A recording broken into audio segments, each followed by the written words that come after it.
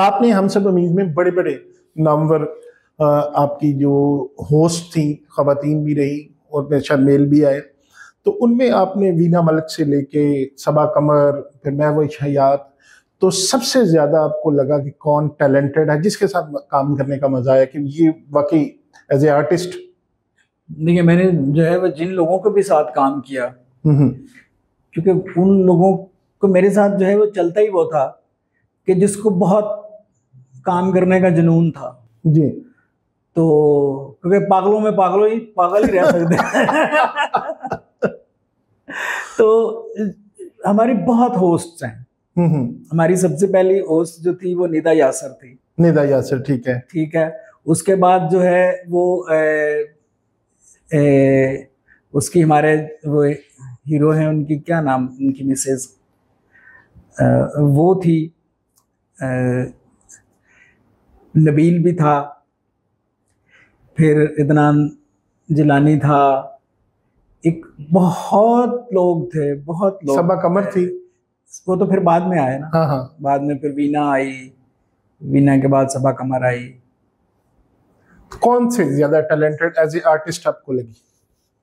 क्योंकि आपने स्किट्स भी करवाए, वीना और सबा ने तो वो स्किट्स भी बड़े किए।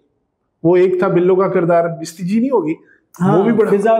फिजा भी आई, बिस्ती जी होगी, वो सबा करती थी। हाँ। सबा जो थी वो जब उसने इसको ज्वाइन किया तो इससे पहले जो था दुनिया शुरू हुआ तो वीना जो थी मिस दुनिया, हाँ, तो उसको ऑफर आई, लेकिन वो जाना नहीं चाह रही थी। तो मैं खुद जो था वो चाहता था, क्योंकि मैं अपने जो भी प्रोग्राम होता है ना उसकी मैं पर मिनट की रेटिंग लेता हूँ, ताकि मुझे अंदाज़ा हो कि कौन सी चीज़ जो है वो लोगों को कितनी पसंद आ रही है और उसकी रीज़न क्या है।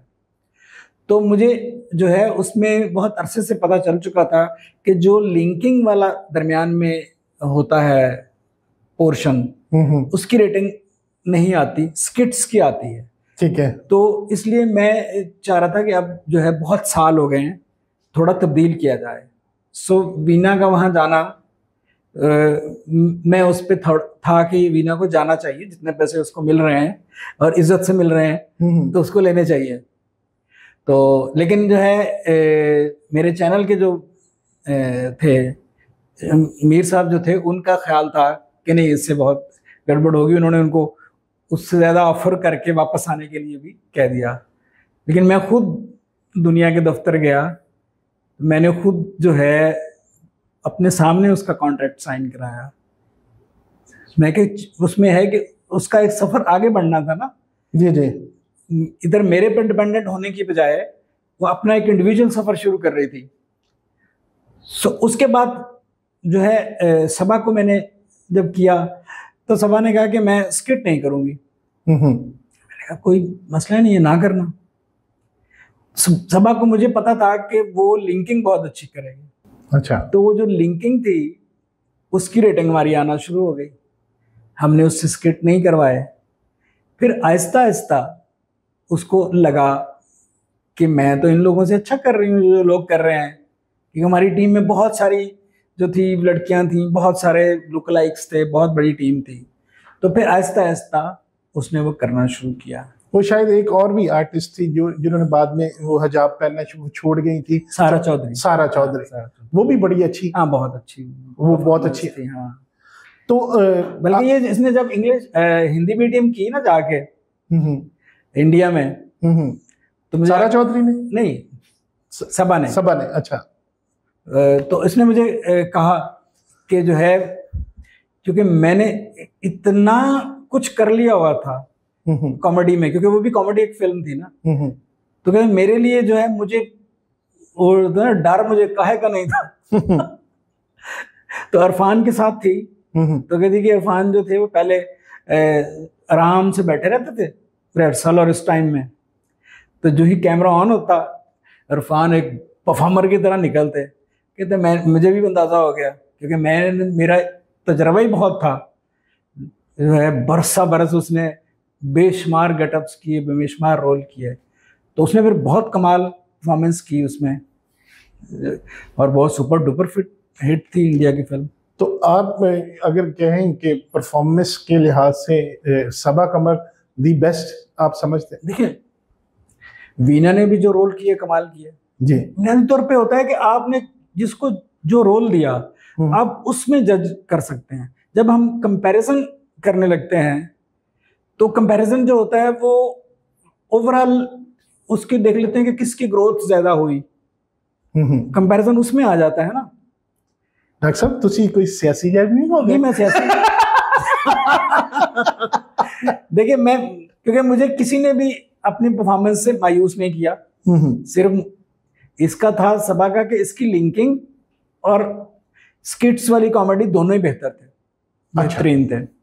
बीना की सिर्फ स्किट्स वाली जो थी वो परफॉर्मेंस बहुत। एक कोई नई आर्टिस्ट जिसको आपने लिया हो तो आपने आते ही इसने कमाल कर दिया, वो कोई ऐसी थी इस दौरान हम सब उम्मीद से में? उसमें जो थी महफिज शिहाब।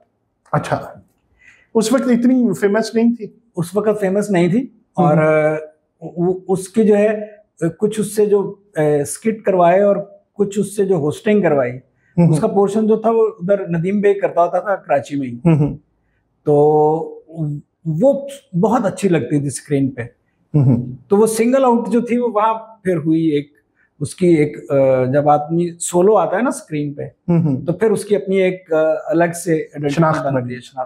तो ये इस प्रोग्राम ने बहुत सारे आर्टिस्ट बनाए जो बाद में मतलब पॉपुलर भी हुए, जिनको बहुत आगे जाके जिन्होंने पैसे शैसे भी अच्छे कमाए, इस प्रोग्राम में बनाए। इसमें जो सारे लोग थे नए थे।